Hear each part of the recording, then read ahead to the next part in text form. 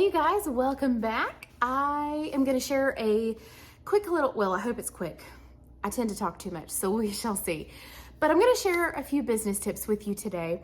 I'd asked in the community, I'd put up a poll and ask you guys, and the verdict was actually go ahead and do a DIY and post it late. But unfortunately, after I posted that poll, my dad ended up having to go to the hospital.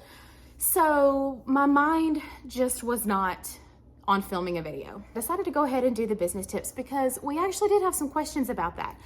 So I want to go ahead and do that for you. I want to tell you a little bit more about how Ruth and Ruby got started and answer a few questions that I got. And go ahead, and if you have more questions, drop them down below because I'll be glad to do a part 2. There are a lot of things that I wish that I had known when I first started. At the time that I started 10 years ago, a creative business wasn't nearly as prevalent as it is today. So there were a lot of questions that I had. There were a lot of things that I didn't know, and there weren't any resources for me to really go and try to learn these things. I just had to learn by trial and error. I had to just figure stuff out. So if I can save you some time by sharing some of these tips with you, then I would love to do that. I would love to be able to save you some time, headache, and a lot of frustration that I had along the way. So first things first, I first started making things just kind of as Christmas gifts because when I was still in college, of course, being a broke college kid, you didn't have a whole lot of extra money for Christmas gifts. So I would make things, and that's how people started telling me, oh, you should sell this. This is so good. So I finally decided to try it. And I actually started Ruth and Ruby in 2011. What really got me started was Marble Festival. It's a small little festival here in Jasper that we have every year. I always had a goal to have a booth at that festival. Ever since I was a small child, I remember going to the Marble Festival, and it's just kind of a family thing. It was a lot of fun. So I always had a dream to do that. Didn't have a clue like what I would sell or anything. Just knew that I thought it would be fun. So when I first started making things and everybody kept telling me, you need to sell this. And I'm like, you guys are crazy. Nobody's gonna pay me money for this. So I finally said, okay, let's try it. And split a booth with a friend and did very well. Was very surprised that people actually paid money for things that I made. And I was like, okay, maybe I'm onto something here. So like many of you, started as a side hustle, just a small little thing on the side. And that's when things just started to slowly grow. And, a lot of people kind of have this like snowball effect where things just take off. It was never me. It's always been a slow and steady growth. At times, even almost stagnant. Is this gonna go anywhere? Like, do I need to continue? Do I need to throw in the towel? And I know many of you are gonna know exactly what I'm talking about.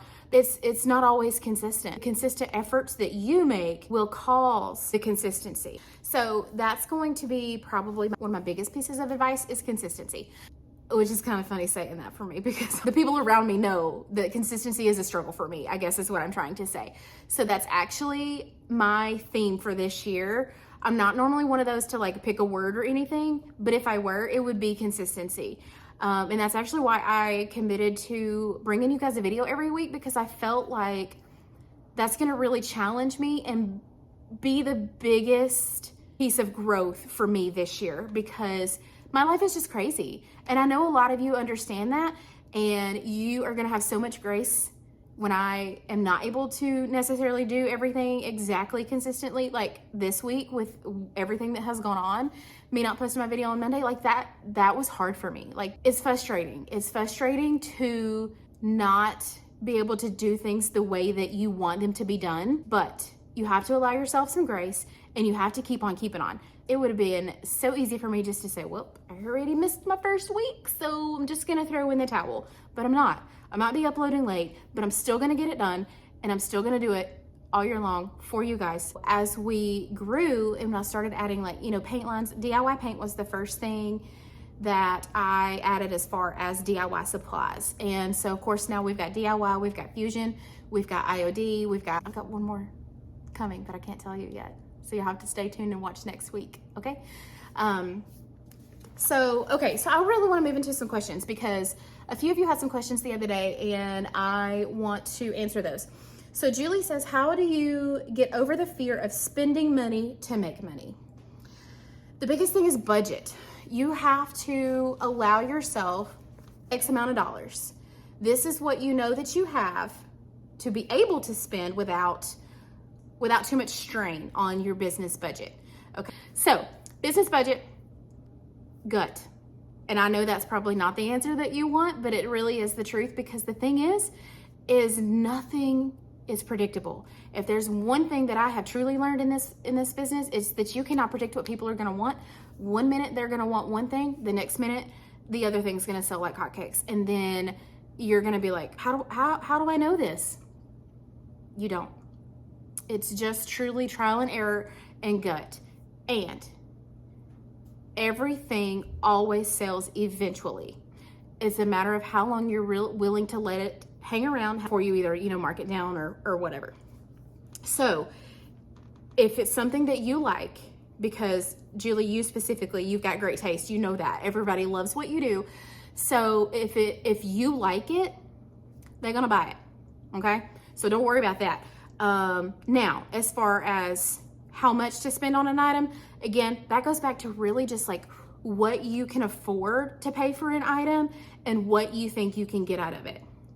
Now, I also try to, when I'm thinking about purchase price, I think about, okay, well, if I have to discount this 20%, can I still make money? If the answer is no, I don't buy it. If the answer is yes, then I'll take the risk and I'll buy it, even if it's maybe like a little bit more than I'd really like to pay for it. But if I think that I can get the money for it, then I'll take the risk and buy it. And sometimes it is just taking a risk, because if you don't know that you're going to sell a $200 quilt, you don't know until you try. So I might buy one or two of something, if I'm paying $50 for it and I'm selling it for $2 or $150 or what have you. I might buy one or two, because then I'm only out a small margin of my business budget. I try not to buy 20 of any one thing, not knowing what the response is going to be. Take this hat, for example. Okay, I just got these hats in. If you follow my Instagram stories, you see the little leopard hat that I posted, Lainey. Oh my gosh, so cute. But I don't want to be stuck with a ton of hats, so I only ordered 4 of each. So now we'll see what the response is. I've sold a couple today. So, if I sell them all, then I'll know that I need to go ahead and order some more, and I might order 8 this time. So it just depends. I like to just kind of test the waters and get my feet wet a little bit. So, and as far as the fear of it, sometimes you just got to go for it, even scared. Like this big investment that I just made, I just had to jump both feet first, and we're going for it, and we're going to see what happens. So fear, unfortunately, doesn't always go away, but sometimes it pays off big.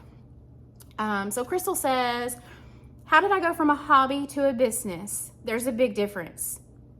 There is a big difference. And let me tell you. Okay, so now, a hobbyist can still sell, okay? That doesn't mean that you can't sell a few things here and there on the side, make a few bucks, replace some of your crafting budget or what have you. Map it out. See what you want it to look like. And I'm not saying do some fancy business plan. You don't have to do that. You can just drop your ideas on paper. For example, year 1 looks like this. I'm gonna sell to friends and family, or co-workers or what have you. I'm gonna sell small first. Year 2, my goal is to set up a website, set up a booth locally, whatever that looks like for you, and just kind of notate your steps of how you would like it to look. Now, if you don't know how you want it to look, that's okay too, because you might just say, well, I just really like making these things, and I want to sell a few to help buy more IOD stamps, or to help buy more fusion mineral paint, or whatever, to buy good supplies. That's okay. Just note that, because as that changes, you can continue what that looks like, so that it can help you determine the best steps to take to get to where you want to go. Okay, so now as far as the big difference, yes, the big difference is when you truly transition into a business, you've got your ducks in a row. You've got your either your LLC set up or you've got your DBA set up. Now, I'm an LLC. I can't really give you legal advice. I would highly recommend talking to either your attorney or your CPA or whatever to see the best way to set that up for you long term. Because I can't, everybody's different. Everybody's business is different. For us, it made sense to go with the LLC. I highly recommend some business insurance. Never thought I needed that before.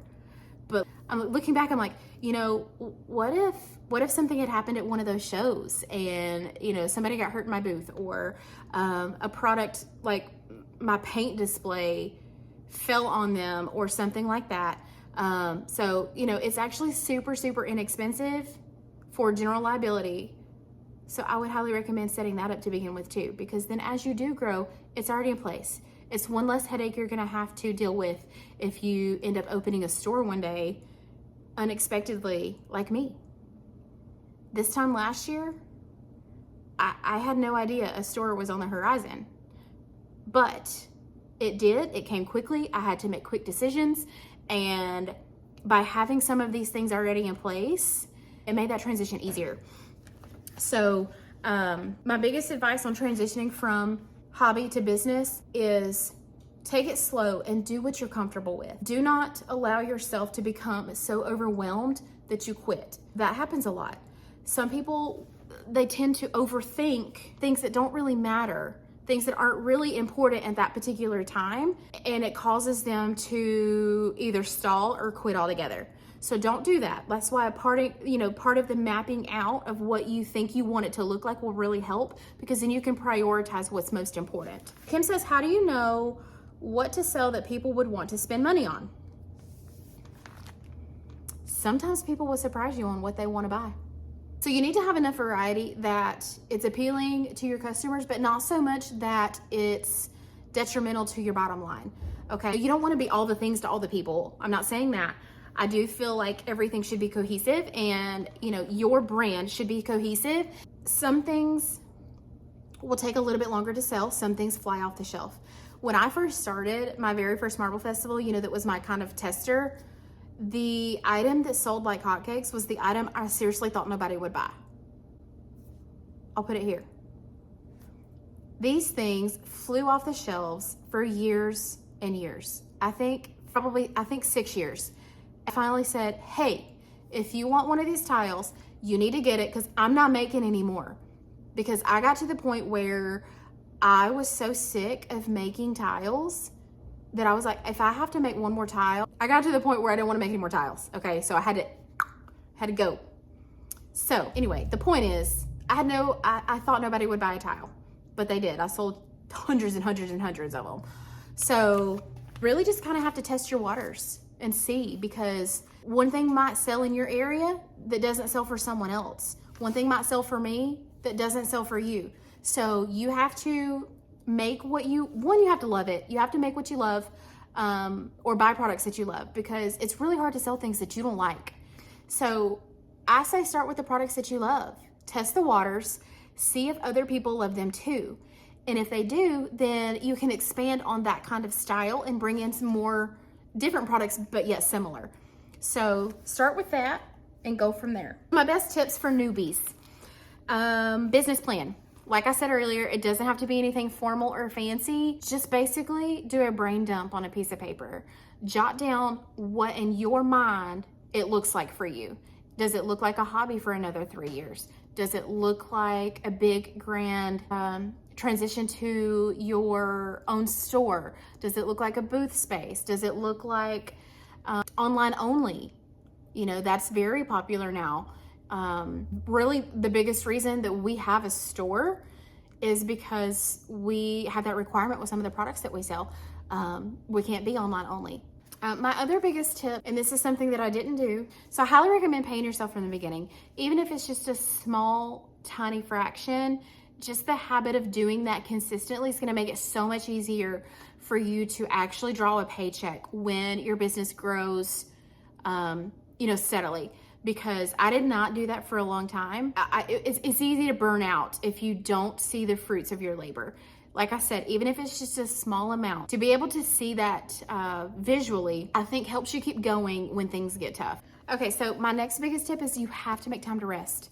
When we first start out, it's like we're so excited. I heard in a podcast, and I'm almost positive it was Kathy Cruz in the Savvy Shopkeepers podcast.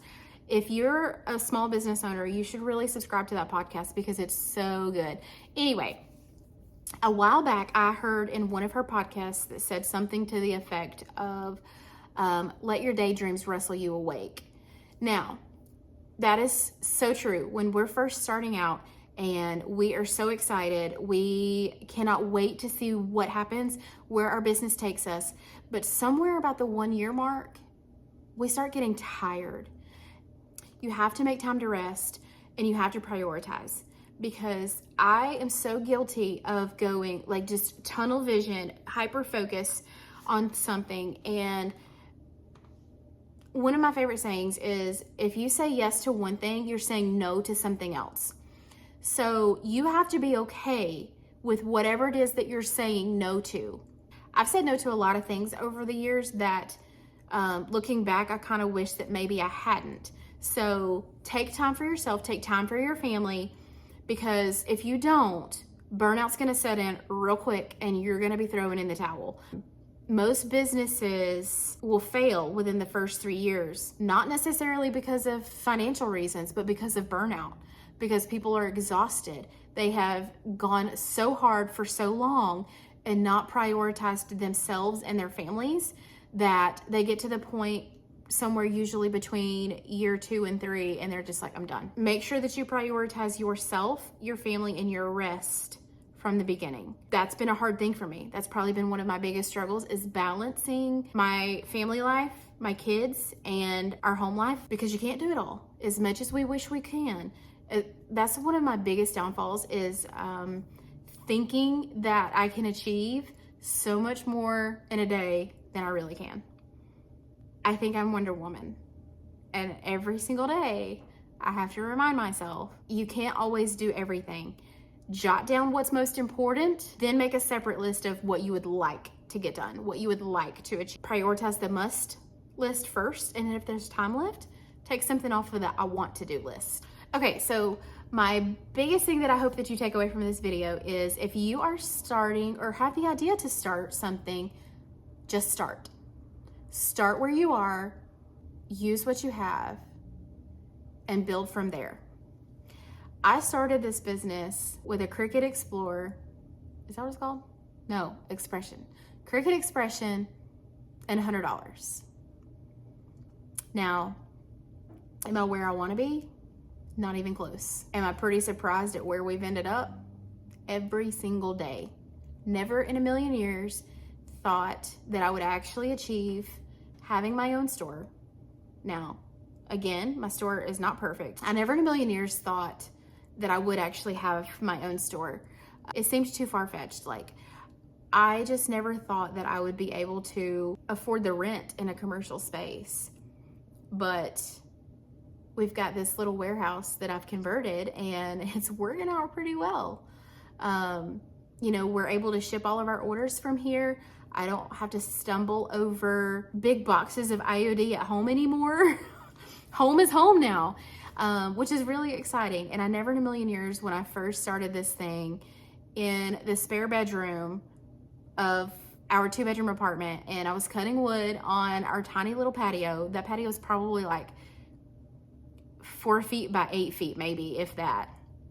And, face the parking lot. So as I'm cutting wood on my tiny little saw, and people in the parking lot are pulling up thinking, what in the world are you doing? Like, why is there a saw in an apartment complex?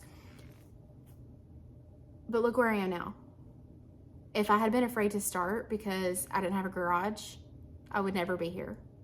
If I was afraid to start because I didn't have a separate room for crafting, I wouldn't be here. I wish more than anything that I had a photo of the desk that I used. So I had a cube shelf, you know, the little 9 cubes. Everybody's got those, right? For their kids and their bins or whatever. I had one of those, and I found a countertop at Home Depot on clearance for $4. It had the angle cut in it because it was like the part where at a 45-degree angle where it would come together in the corner of a counter. Well, it was only the one. So I had one end sitting on my little cubby, and I had the the angled piece that, you know, went like this, was resting on Wayne's kegerator. Yes.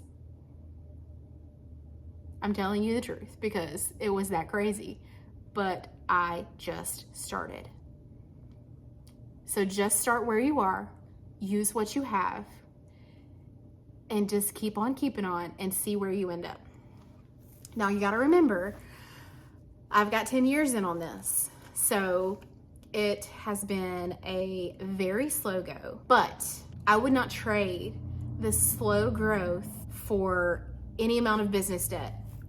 A lot of people go in and accrue large amounts of debt in order to start their businesses, and I knew that we did not want to do that because there was no guarantee that we would sell enough to make the business loan payment, right? It was just too risky. So we opted for much slower growth.